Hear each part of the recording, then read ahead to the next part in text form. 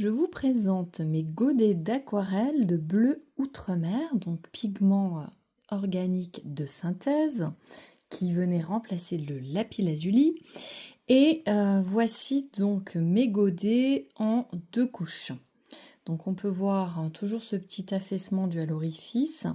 J'en ai parlé dernièrement lors du webinaire en expliquant que le contenant de forme donc cubique ne permet pas effectivement une bonne répartition de la peinture pendant la phase de séchage, puisque du coup la peinture a tendance à aller se rapatrier dans les angles et donc constitue et crée ce petit orifice dû à l'affaissement de peinture.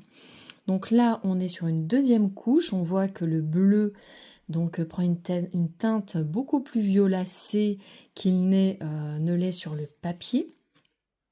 Donc je vais faire le test cette fois-ci avec mon godet d'aquarelle deux couches. J'étais sur la peinture fraîche ici qui est très pigmentée et qui au séchage a tendance à se dépigmenter. On perd en pigmentation et en coloration, en pouvoir donc de couvrance. Donc je vais tester ici la deuxième couche pour voir si j'ai gagné justement en pigmentation. Donc la peinture est très belle. C'est parti. Ouais. Donc vous voyez, c'est vraiment satisfaisant puisque je retrouve de la pigmentation. Donc là, je suis sur deux couches. Il va falloir compter trois couches. J'ai parlé de 2 à 3 couches sur le guide, mais vous voyez, ça va nécessiter quand même une troisième couche pour bien avoir un bleu outre-mer digne de ce nom, proche de l'effet chromatique qu'on obtient avec la peinture fraîche. Donc là, j'ai pas mal mouillé. Je vais essayer de prélever de la peinture un peu plus sèche pour avoir toute la couvrance. Alors, on n'est pas en présence d'un pigment donc très opaque. On peut dire qu'il est semi-opaque, voire semi-transparent. Donc on n'est quand même pas tout à fait aussi fort en termes de pigmentation, assez aussi puissant que la peinture fraîche. Mais par contre, on est quand même sur un pouvoir de coloration bien différent de la première couche. Donc je vais couler maintenant cette troisième couche pour voir si j'arrive à me rapprocher donc de la couleur initiale obtenue en peinture fraîche. C'est parti! Donc pour ce faire, je vais prélever un petit peu de pigment pur sur ma plaque. Donc du bout de ma spatule, car vous voyez, il me faudra quand même très peu de peinture pour venir combler mes godets. Donc voilà, là je pense qu'on est pas mal pour pas avoir trop de surplus. Toujours aussi vibrante cette couleur, c'est un pigment qui nous réunit, qui crée du lien à travers les âges, à travers le temps. Il est quand même assez incroyable et il génère en nous quelque chose de très positif, beaucoup de joie. C'est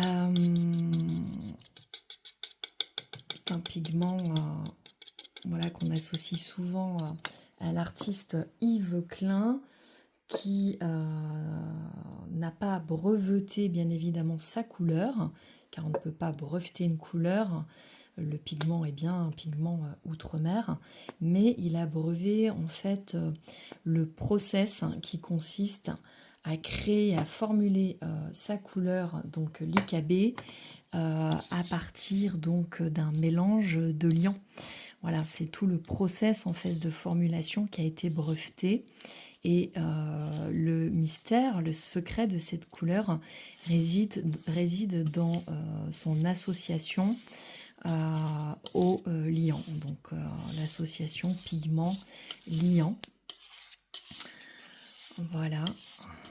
Donc c'est vrai qu'ici dans le programme, j'ai volontairement choisi de n'utiliser qu'un liant, le liant donc aquarelle, pour formuler ces couleurs aquarelles.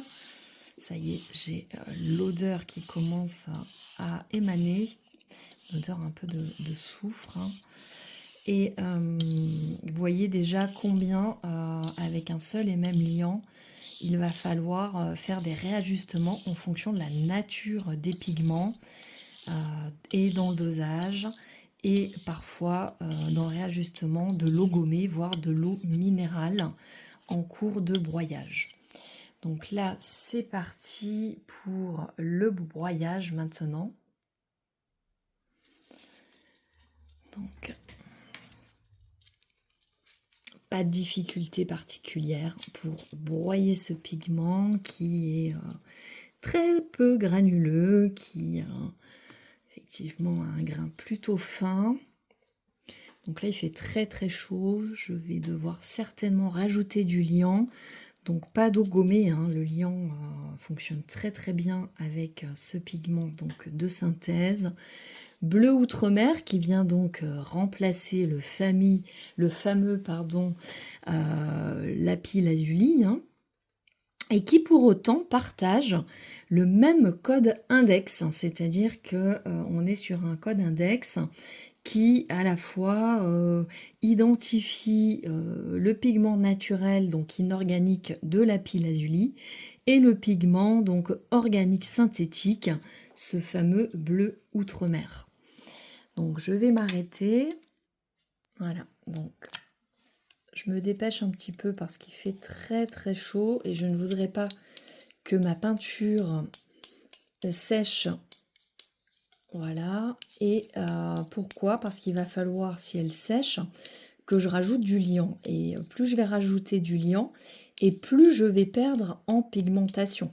Voilà, donc au final, ma couleur, ma peinture aquarelle, sera moins saturée que si j'ai une bonne connaissance du rapport pigment-liant. Et encore une fois, je ne donne pas de recette toute faite car chaque pigment nécessite son réajustement.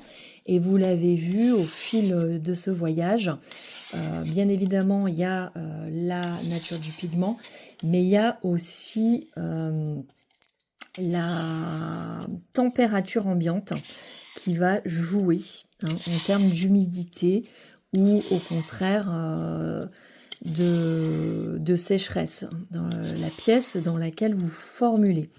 Donc tout ça, c'est un ajustement assez subtil sur lequel on peut avoir une action. Donc ce sont en fait des variables qui font qu'on est, avant de passer à la partie artistique, c'est-à-dire à partir de nos couleurs formulées, et bien sur une partie beaucoup plus, je dirais, artisanale. Voilà, avec un process, des ajustements en fonction des différents paramètres. Et c'est ce qui est aussi assez formidable, qui va renforcer nos connaissances, qui va justement optimiser notre savoir-faire et puis surtout nous conduire à une attention qui, je l'espère, vous conduira à de l'intuition. Voilà, donc on est vraiment sur l'attention, sur cette première partie de savoir-faire que je pourrais rapprocher d'une pratique artisanale, qui va justement ouvrir à une partie artistique conduite par votre intuition. Donc on est vraiment sur un voyage et un parcours extérieur-intérieur assez cyclique, puisqu'en plus on avance au fil des saisons et ça c'est merveilleux. Donc ma peinture est belle.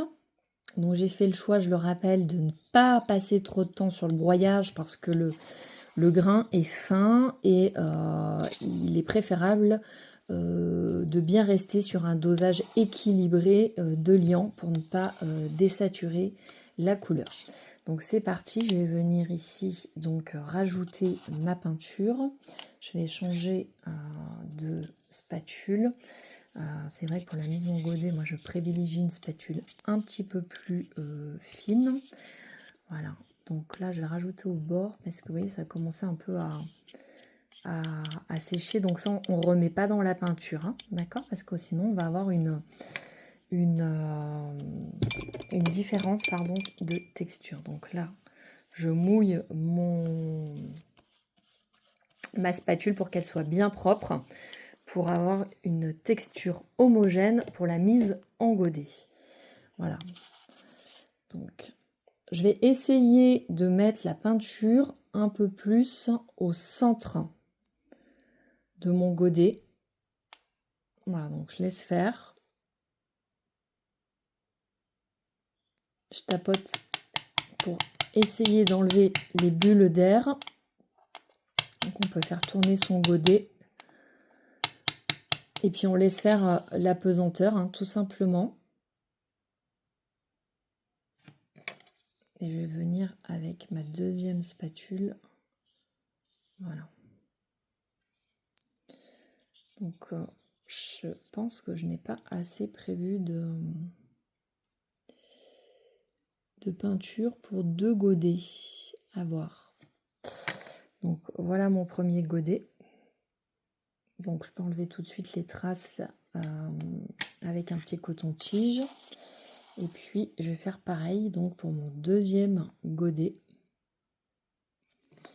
Donc la peinture est un petit peu collante, donc vous voyez j'ai besoin de 2 spatules pour aller assez vite et ne pas avoir trop de déperdition. Voilà, c'est vrai que l'été ça sèche un peu. Et puis ces pigments de synthèse ont tendance quand même à sécher assez vite. Donc voilà. Donc ça va être un petit peu juste, là je m'en aperçois. Pour compléter deux godets. Donc ce qui va être intéressant pour vous, c'est de voir si vous avez 1 ou 2 godets à compléter. Comme ça, vous pourrez vous fier finalement au nombre de pigments que j'ai utilisé pour cette 3e couche. Voilà. En sachant que vous pouvez compléter votre godet au fur et à mesure aussi de son utilisation. Hein. Voilà. Donc c'est un petit peu juste pour 2 godets, mais j'en ai un qui est bien sympa. Et donc je verrai au bout de cette 3e couche si j'ai toujours un affaissement ou si au contraire, donc j'ai un godet parfaitement lisse. À bientôt.